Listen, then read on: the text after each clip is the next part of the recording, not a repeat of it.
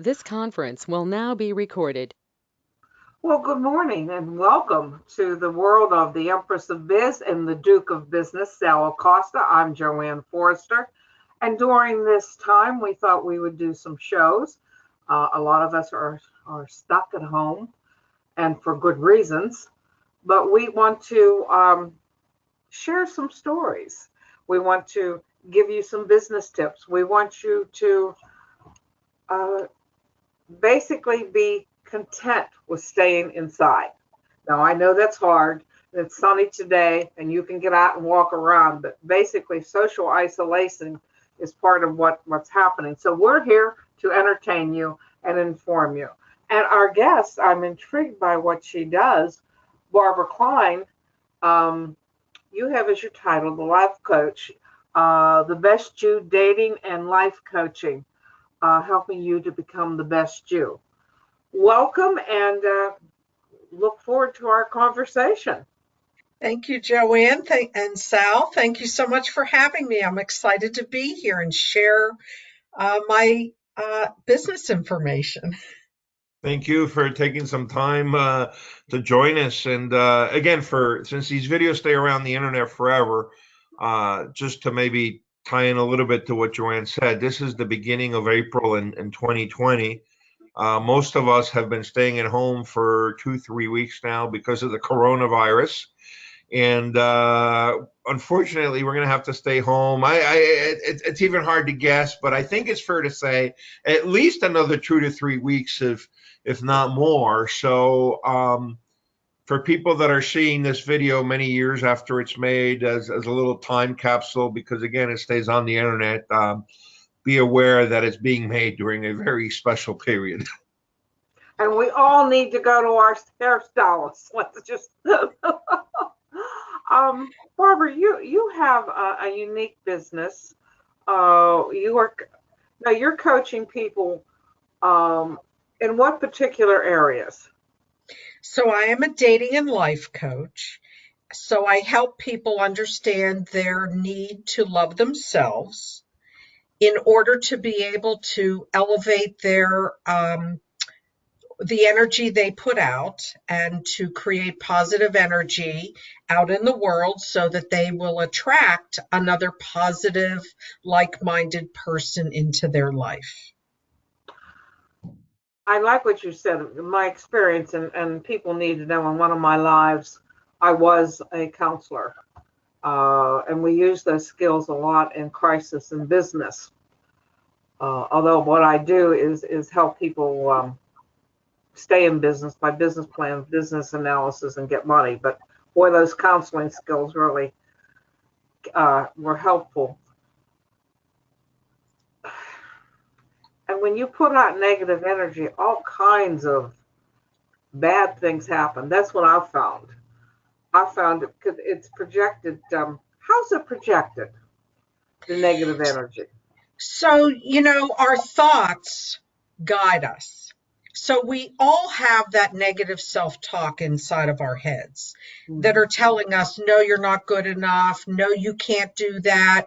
Why would you even try? Those kinds of things, telling us that not to do certain things, not to try to meet people, not to pursue a business, whatever those negative self-talk is, that is your ego pulling you down and pulling you to a dark place. But with positive thinking and positive mindset, you can, although you acknowledge the negative, it helps you ignore it in some fashion. Yes, I know you're there. Thank you for sharing your thoughts, and just move forward with your positive thinking. So, for example, starting this business for me, it was scary, totally different mindset and business from what I was doing. I'd been a dental office manager for many, many years. I love the connection of people. People always gravitated towards me to share their problems, ask my advice, etc.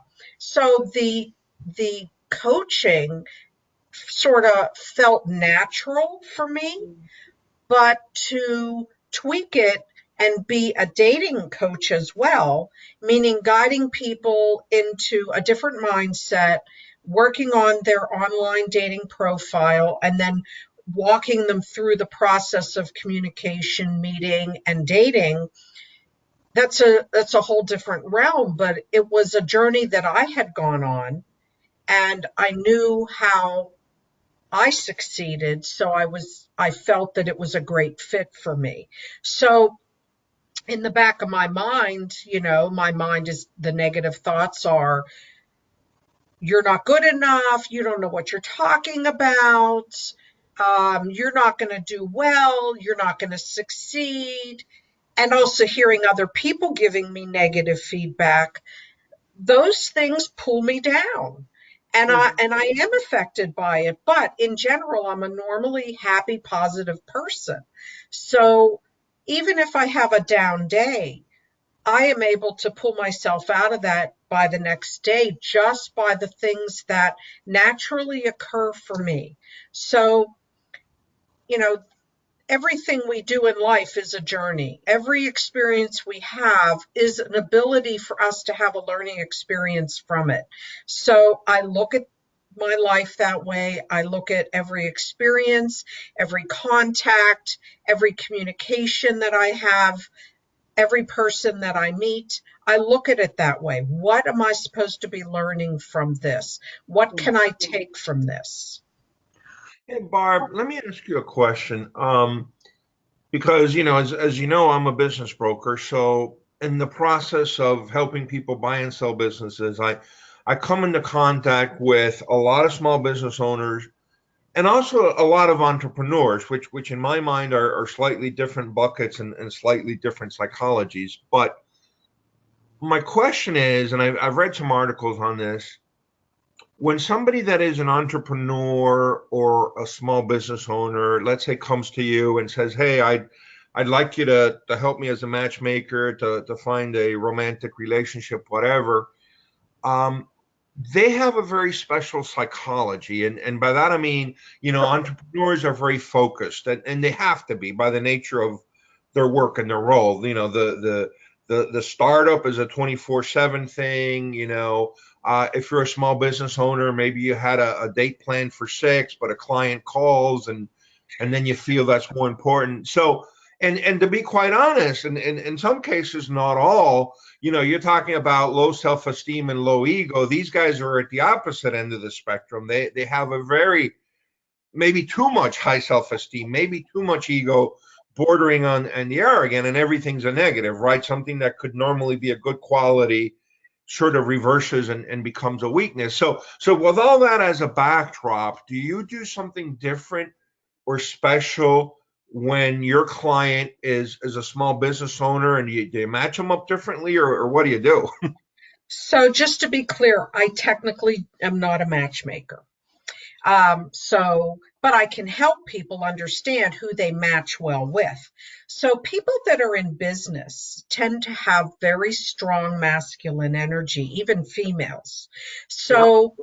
So as a male, and I do work with men as well as women, the men's strong masculine energy sometimes needs to be toned down, where they pull out the normal feminine energy that they have in order to be able to be more, sorry, give me a moment. The word totally left me. But to allow them to have a little bit different experience when they meet a woman, in order to be able to be more empathetic, to be more emotional, those kinds of things. Because men with their masculine energy tend to restrain their emotions and come off as controlling.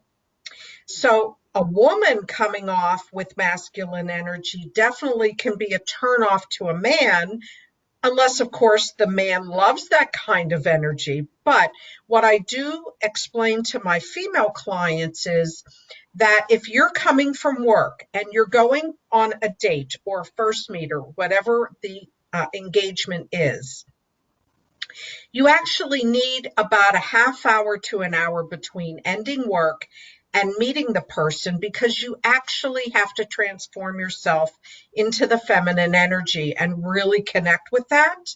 Because as a woman, we want to come out on a date as in the feminine energy, because that will match up better than coming off as the domineering, strong woman. It doesn't mean you cannot show up with your strength.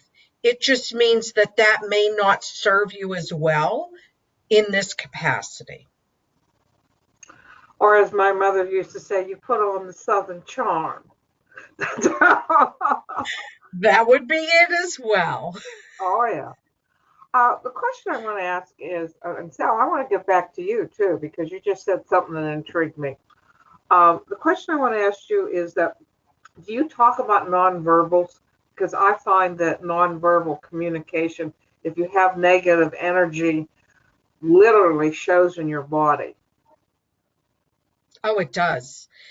Yes. So when a person comes out to meet other people, there should be a smile on your face. You should be in a happy place. You should be, I want to say, excited, but not overly excited to meet a person.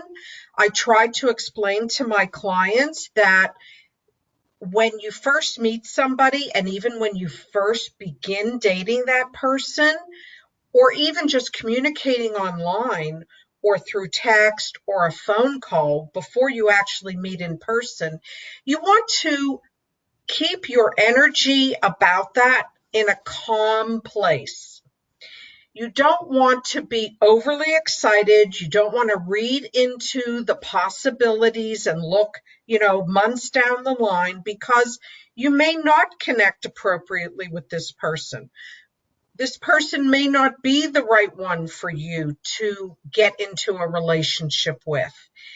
And before that even happens, there's a lot of things that I do with my clients in order to prepare them for meeting somebody.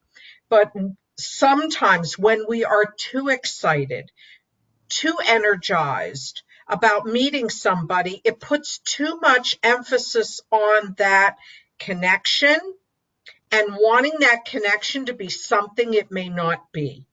Like, for example, if we meet somebody and it seems to go well, and the person gets asked out again, that's all well and good. But if you're thinking about, oh my gosh, this person could be the one, I really like this person. I feel physically connected to this person. I am intrigued by them. They're really like getting my sexual energy up. Those are all feelings that we can have. But are they the right feelings to have when you first meet somebody? They're feelings that you can acknowledge, but they're feelings you need to suppress, because it takes time to build a relationship. And it's never healthy to build a relationship on sexual energy or sexual contact. It's just like building a home. You need to have a solid foundation when you build a home in order for it to last for 100 years or more.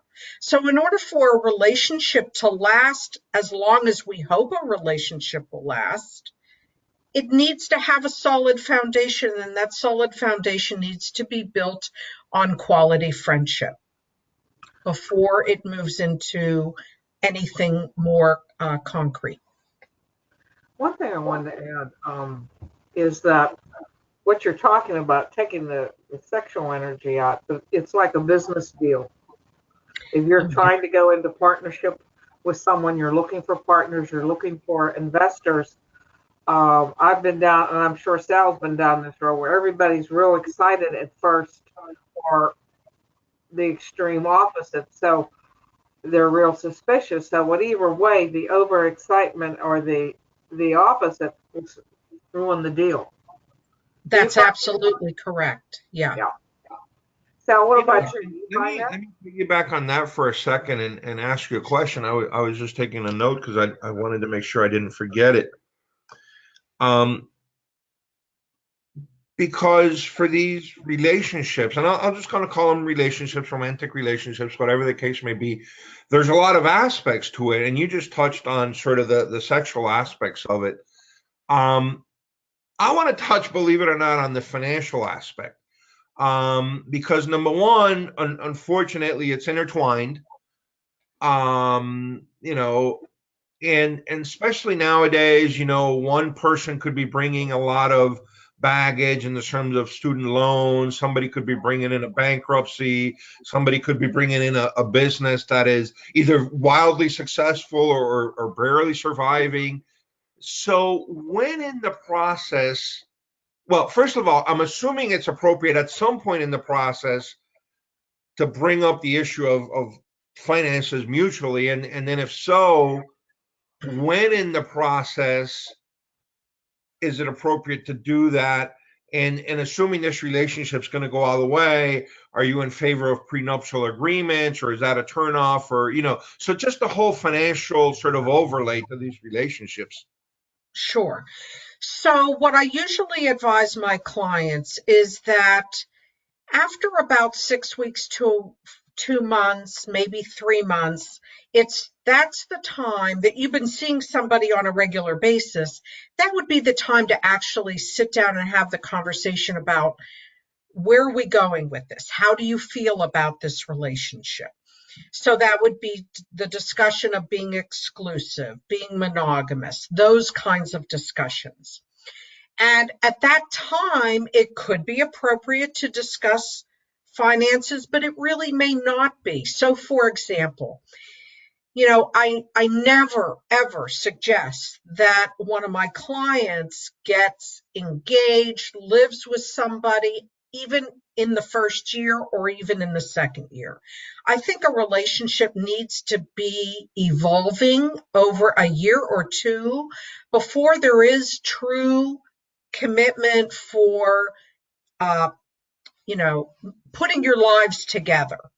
So over that period of time, you would get a sense of the financial dealings of the person.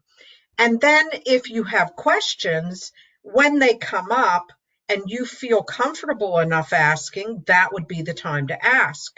So just to give you some examples, I know a couple where, and again, the majority of my clients are 40 and older.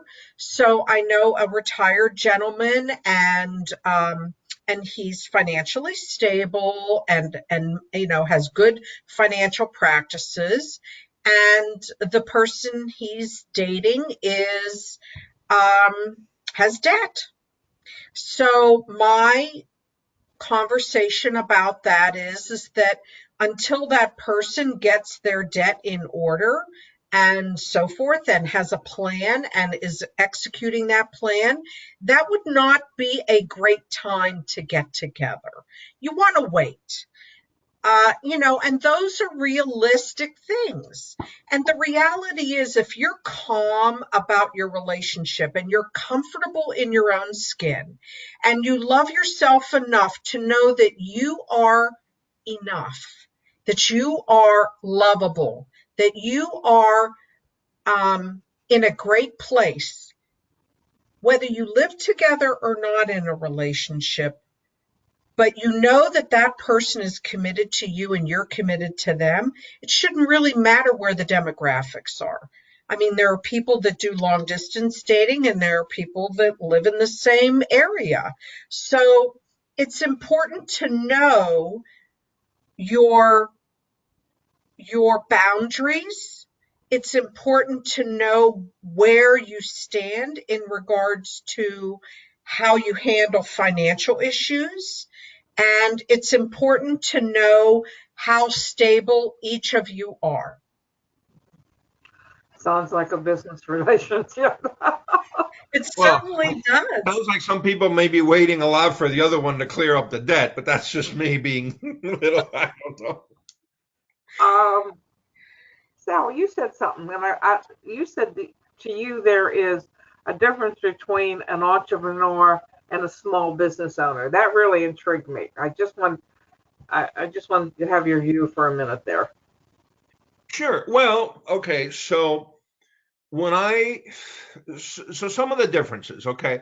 When I think of an entrepreneur, I think of somebody that is starting let's say a high-tech business that is very scalable, that in theory, and again, doesn't happen whatever most of the time, but in theory could be the next Facebook, the next Google, the next, Amazon. So that to me, and as again, as the entrepreneur, it has a high-tech component, it has an explosive growth scalability component. And to me, a small business owner is a person that maybe wants to buy a franchise, a fast food franchise, a retail franchise. Um, and they're going to be one McDonald's. They're not going to be the McDonald's. They're going to follow a model, or they're going to be the mom and pop store in the corner selling, with a boutique, shoe store or something. And but the technology component is not there, and the scaling component is not there. And so those to me are just two of the differences. And I hope that makes sense. Yeah, it makes sense to me. Like I have a couple clients, one who has a trucking firm that started with one truck and now she's up over 50, and that's within 3 years, boom, she's gone. And then I have one client in the past who was on the fast path of growth. She made these wonderful dried flower arrangements, and the next thing she turned around, she had 20 some employees, and she could have just gone all over the world. And she ended up getting out of that and selling the business because that's not what she wanted. It's kind of like when you're attracted to someone, whether it's business or a romantic or a friendship, you got to have at least for that long time relationship similar goals, similar, or at least tolerance for people like me. So, I mean, I need a guy who's in business, who's going to listen to me, and I've had the fortune to have that. But, I'm sitting there and I'm analyzing.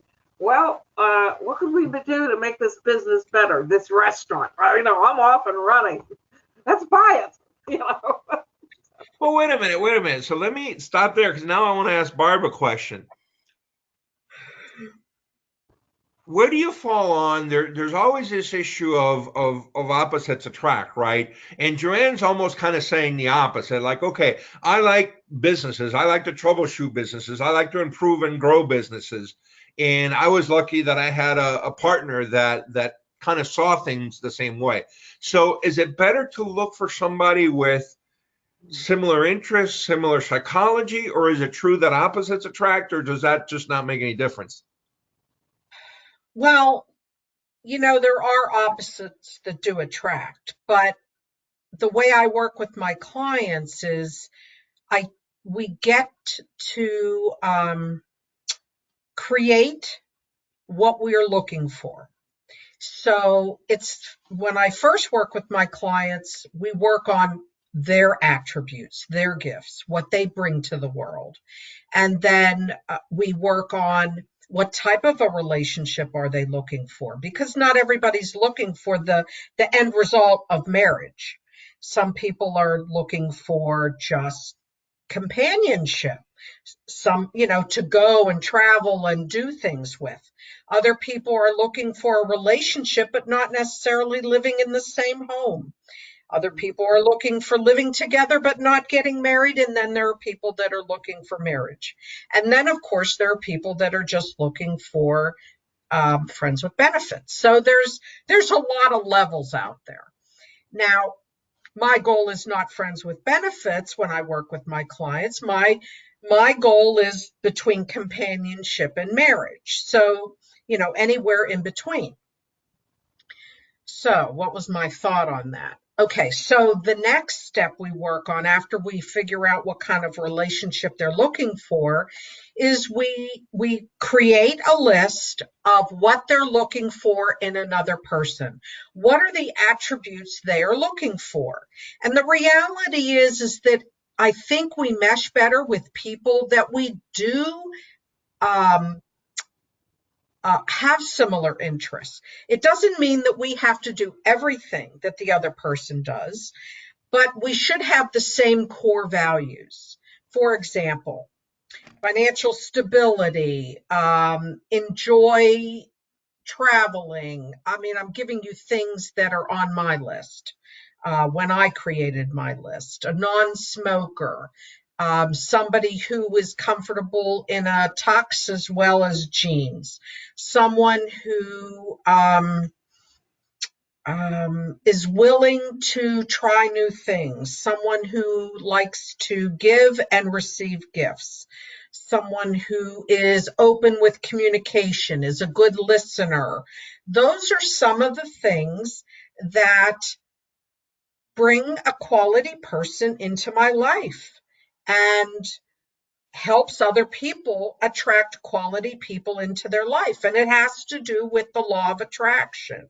So, for example, what I had to do for myself and what I encourage my clients to do is be what you want to attract. Because when you are that person, when you put that energy out into the world, you are going to attract that back at you. That's what the law of attraction is about. As we before, because we've been talking almost 35 minutes.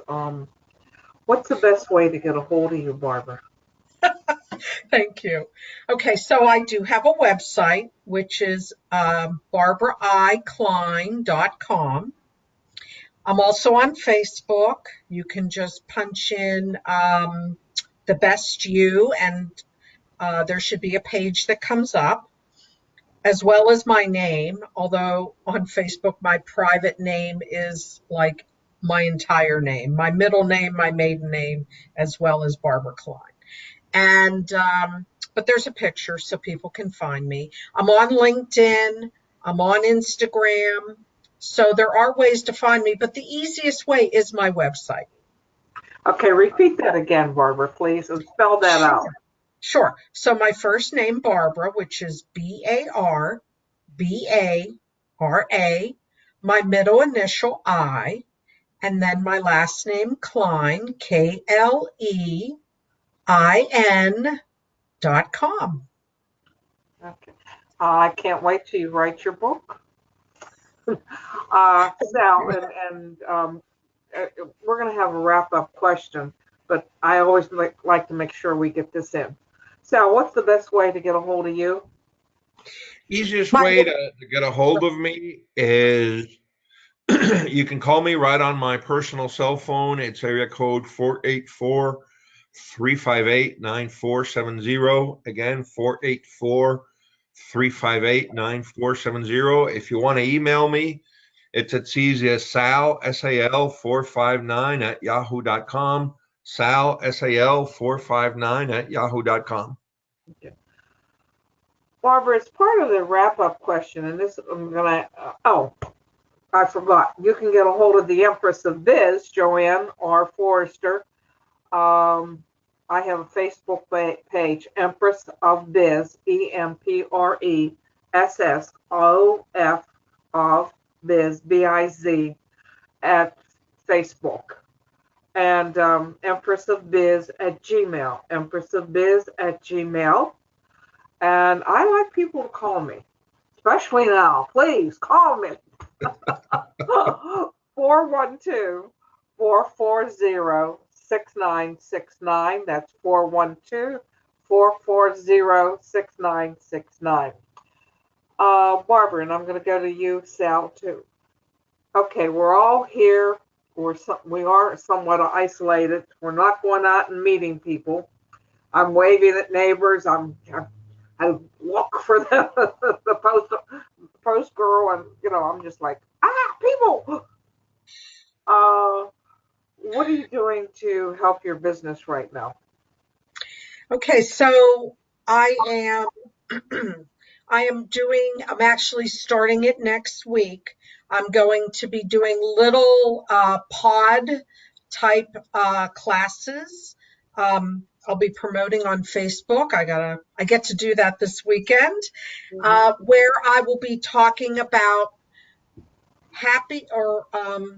the term is healthy communications, because here we are. So if you're in your home with your family, there can be tension, and people don't always know the right way to speak to people in a way that people are heard, people are not feeling attacked, etc. So I want to do a little bit of talking about healthy communication.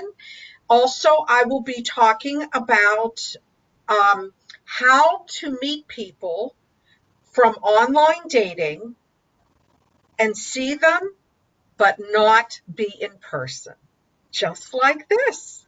Okay, great. Let me know how you're doing it so that I can post that on my Facebook page on the Empress of Biz. Yes, I Sal, wrote you down, and I'm going to friend you. okay. Sal, what are you doing to keep yourself busy and make connections? Well, as I explained to you, I was lucky because it was pure luck that I had a couple major projects that started just before this whole coronavirus thing really limited us to staying in the house. And once these projects start, a lot of it can be done over email and video conference and phone and things like that. But beyond to your point, to staying busy and maybe doing some new things, as both of you know, once a month I had a live sort of networking meeting for people to have lunch and do business networking and meet each other and whatnot. So we're actually taking it online.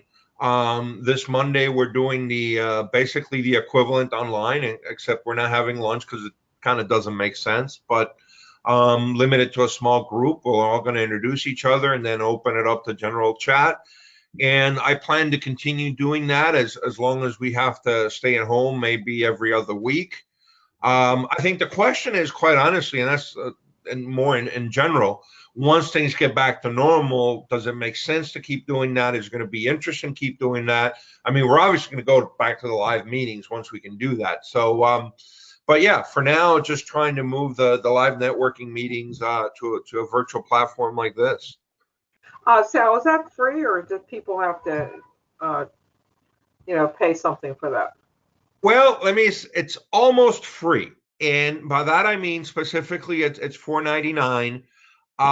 The reason it's not free is I've tried to apply a little bit of behavioral economics learning to it, quite honestly, and I'm going to let the cat out of the bag for anybody that's listening to this. But according to behavioral economics, if it's free, then people don't take it seriously. They sign up, but then show up. As long as you charge them something, and hopefully $4.99 doesn't break the bank, then people take it seriously. They sign up and they do show up because they're deathly scared of losing their $4.99. And to be quite honest, in our particular case, because we limit it to 10 people, it's doubly important for me not to have people that sign up that are not going to show up. So hopefully we got 10 people that are serious and sign up and pay their $4.99 and show up to the meeting. Okay, what time is that? And what This day? is coming Monday, April the 6th at 2 p.m. Eastern time on the U.S. East Coast. And I say that, by the way, because one thing nice about virtual is, usually we have our meetings in Canonsburg, Pennsylvania, and we get people from about 30, 60-minute radius. We're starting to get people from out of state. Quite honestly, at this one coming up, I think we might even have some people from outside the U.S. So that's another nice little benefit about doing these virtual meetings. Great. I'd like to add something, if I may. Sure. Thank you. Sure. So there are some other things that are going on that I've been busy working on that I should mention. So just as Sal does meet up through for those business meetings, I also run two meetup groups. One is called Self-Improvement Singles, and the other is called Surviving and Thriving Divorce. And those you can find on meetup.com here in Pittsburgh. And I am doing those meetings virtually now. And I've been working on a speaker series that is going to launch on April 24th. I will be promoting it on Facebook, Instagram, and on LinkedIn. And so that's how you can find it. And the title is called Thriving, the Singles Guide to Discovering the Beauty in You. And it will be all about uplifting yourself, taking care of yourself, self-care, and different ways to love yourself in order to be a whole person so that you can walk out into the world when we're allowed to walk out into the world and attract quality people into your life for love and for other reasons. Okay, great. The Empress of Biz has escalated the number of interviews she's having on my podcast show, which gives you a lot of access. I hope Sal and I do some more YouTube, this type of thing. Right now, I am sorting papers. I am catching up with baskets of paperwork, which is good for my business. And what I try to do every day, and I'm fortunate people call me, as I try to call at least one either current client or past client and check on how they are doing. And that seems to be working. And I do a lot of posting on Facebook. And one of the things that I'm working with is I have a couple clients that were working on books, which it kind of surprised me, but I'm a good writer. And I know how to get people to tell their story. So I have written a lot of profiles for people. So that's what I'm doing. It's kind of different because I'm used to going out a good bit, but the paperwork, I can spend all day on it. But I am trying to make phone calls, trying to make more podcasts, and like I said, I hope Sal and I do some more. I love the idea of virtual. All I have to do is conquer the technology. So that's what we're doing. Last roundup here. What's your one last tip in business, Barbara, that you would like to give people?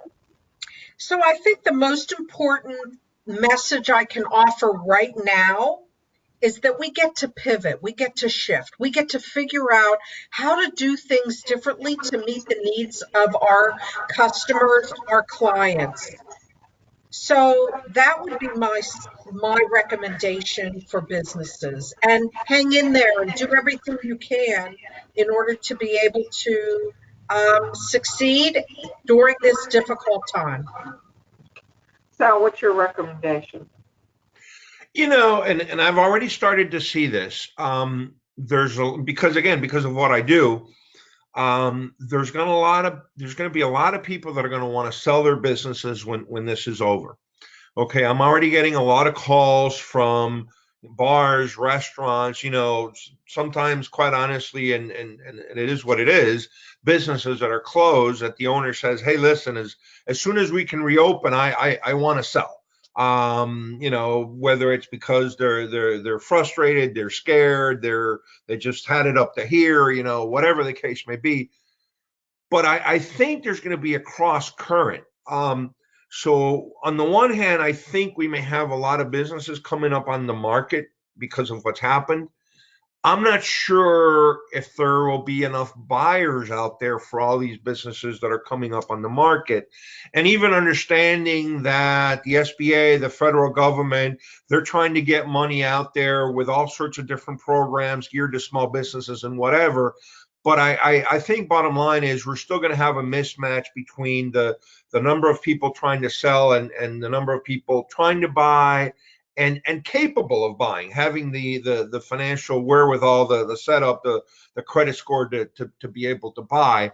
So bottom line, and I know I always say this all the time, but it's, I think, doubly important right now, don't leave it for the last minute. If you're planning to sell when this is all done, call me now because we need to start working now, because you want to be able to get those buyers, the few buyers that are going to be capable of doing this thing and interested in doing these things, because the buyers are going to be scared and in panic too. So bottom line is, call me now because you want to be the first one out the gate, and there's all this stuff going to be going on as soon as we can leave the house. Yeah. So you and I have done on the Empress of Biz, on my podcast, uh, preparing for, we've talked about what do you need to do. Why don't we do a show on YouTube? And I have some ideas on what to do. Okay. Absolutely. One of the things that I recommend to people is, okay, the quiet time can be very useful. Besides reaching out and calling people, oh, I have one personal tip. Your family is not your employees. Please don't treat them like they are employees, ordering them around. Not going to work. Second, paperwork is actually good for your soul. Get everything in order. So if you're going to go to the bank and it's going to be paperwork, let's face it, or you're looking to sell, now is the time to put things in order. And I have a complete form that I offer people to get things in order, but I want to talk to Sal further about that. So, Barbara, I love talking to you. I keep on putting, okay, everything that she says, I'm just putting in a business relationship. uh, Sal, as usual, enjoyed. So you do the wrap up, my friend. Well, here's going to be my wrap up. One very last question, and I know we've kind of talked about this, but I'm going to preface it by, when I help people buy and sell businesses, I think it's a little bit of a courtship, just like any other interpersonal relationship, romantic or otherwise, business. And it's a little bit of a dance. Can you give us one or two tips that are not obvious, where something maybe from the dating process, or the the how you do a dating situation translates into a business situation, and we'll wrap it up with that. So we all, the foundations of our lives really started between the ages of 0 and 7. So with that said, everything we do when we walk through life, unless we have dealt with the demons that we have experienced during the first 7 years of our life, affects everything that we do in our future. So, if you read my bio on my website, you'll see that I have done a big journey. I'm 60 years old. I'll be 61 at the end of the month. And I have been learning my entire life and doing a lot of pivoting and shifting and changing in order to address the aspects of my early childhood and how I interact with people now. And comparatively speaking, I was a wallflower. I was quiet. I was shy. And now I am not shy. I am not a wallflower. I'm not afraid to open my mouth, but I'm still careful about the things I would blurt out. I don't blurt things out. So everybody has this. So if people have lived in scarcity, then that affects how they are as an adult. If people have lived in abundance, that affects how they are in business and in their life currently. So those things play a factor. So if you're feeling some energy coming off another person that you're trying to either create a business with, sell a business to, sell a business from, you want to be able to address that energy that you're feeling that is bringing up something for you, because it could affect the outcome of that business transaction. Yeah, excellent. Well, thank you very much, Barbara. I think this is it, unless you have any last words, JoAnn. No, well, I am going to say romantically or business wise, let's make a deal. There you go. Well, thank you for being our guest. Thank you so much for this opportunity. I really enjoyed it and I really appreciate it. And thank you so much. And nice meeting you, JoAnn. And good to see you, Sal. Yes. Thank you.